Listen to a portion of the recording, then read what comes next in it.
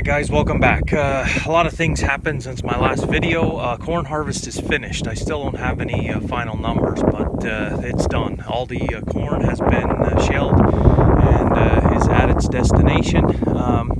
And like I said, all my corn goes to feed steers, feeder cattle.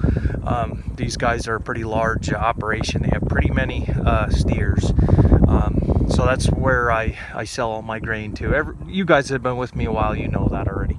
Beans, they had started on beans. They are about halfway done. I didn't get any numbers yet or any type of yield data. I didn't get to talk to them since the last time I talked to them. So, like I say, about another day on beans, I'd say, and we're finished here, just like that. This year had to be one of the fastest harvests ever.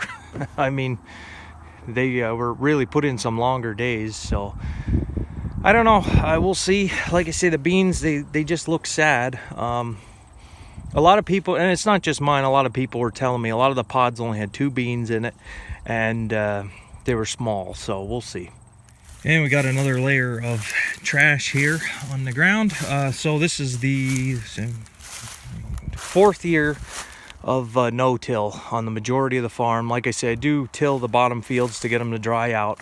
Usually drying the fields out up on the hill here isn't an issue for me. Excuse me. So yeah, we got a whole nother layer of trash here to decompose. A common question I get from people, they ask me if I rotocut my corn stalks, and no, I do not. The problem with that is, especially up on this hill, it is so windy up here, and anybody that does rotocut their corn stalks in the area, there are a few guys that do, all this corn residue ends up in the woods. I mean, it gets windy, it blows all the loose corn residue, and the trees catch it in the woods, and then that's where it ends up. I don't want this stuff to go anywhere. This stuff has nutrients in it. It's gonna break down. It keeps the soil covered. Like I say, no cover crops this year, but the ground is covered in a layer of trash. You get any type of pounding rain or anything, it kind of helps dissipate some of that for soil loss, I think. But the benefits of the nutrients that's in all this corn residue is going to decompose and become fertilizer for future years. So, no, I don't want to rotocut the corn stalks. The standing stalks help hold it here in the wind, and they just next year they'll plant the beans right through this, and it's not an issue. So, yep. Anyway, so I hear a combine off in the distance running, probably doing corn yet today, my neighbor. So this is the S770 I talked about, and 620F is the grain head here, the flex head.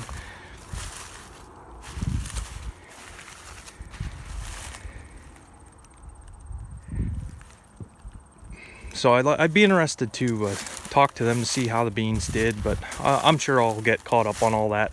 Unseasonably warm today. I'm kind of out of it. It feels like I'm underwater today. I don't know if just my allergies are acting up or what, but it's gonna be almost 70 degrees today in November. It feels amazing.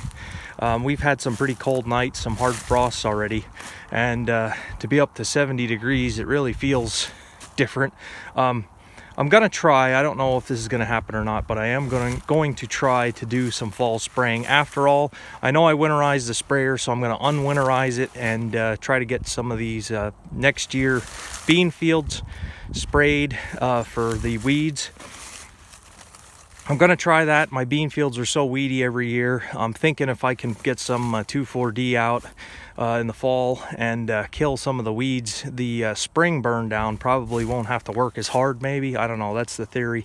We're gonna try. I have some product left over, and it wasn't a waste winterizing the sprayer. I had to do that because we did have some very cold nights. So I'm just gonna take the antifreeze out and swap it for some 2,4-D, some other goodies, and see if that's gonna help. The reason I wasn't going to do it was the weather. It was getting so cold, and I figured it was going to stay cold, and we're supposed to be in the high 60s for a while here. So if the weather's nice, we're going to take advantage of it. Do I regret not getting cover crops? Kinda, but like I say, I just want to everything is so uncertain right now. We just want to watch our spending, but all right, so that's where we're at. I'll keep you guys updated. All right, so I just thought of something. I did have some questions on rainfall. As you guys know, we had suffered a drought this year, and it was worse in some areas than others. We lucked out. We had gotten a 1/4 inch of rain in about the height of the drought, and that was it for a while. But that 1/4 inch of rain didn't go to everybody. There are a lot of areas that didn't get anything. I'm hearing a lot of guys saying 60 bushels to the acres, their average corn yield. So for us to do 130 plus, I feel very fortunate with the drought and the dry weather. If you guys, I did a video back in 2018 about all the rain we got and the over 6 feet of rain that we got in 2018. If you want to go back and check that out, I kind of go through our average rainfall here on this property. Now this year, since January 1st now till November, first couple weeks in November here, we're only at 35 inches of rain, and most of that came in the spring. It was a wet spring for a little bit there, and then like late August the rest of that came. Other than that, no rain. It rained a little bit up into June.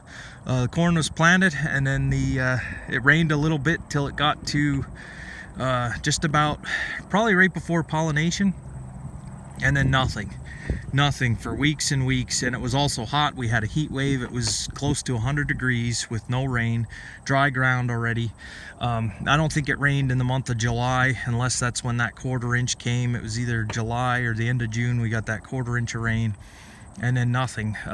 All of July into August. It wasn't until the hurricanes started coming up through the Gulf and then all of a sudden we got that 5 inches of rain in 2 days, which was our most significant rainfall. But by then it was too late. The kernels were already on the cobs. They were already dented when we got that 5 inches of rain, and that did not help the soybeans. I don't think. I think it was too late at that point too. So yeah, 35 inches of rain. This is one of the driest years for us in quite a while. Oop, four-wheeler's moving. My brakes don't work so good. Yeah, so one of the driest years in quite a while.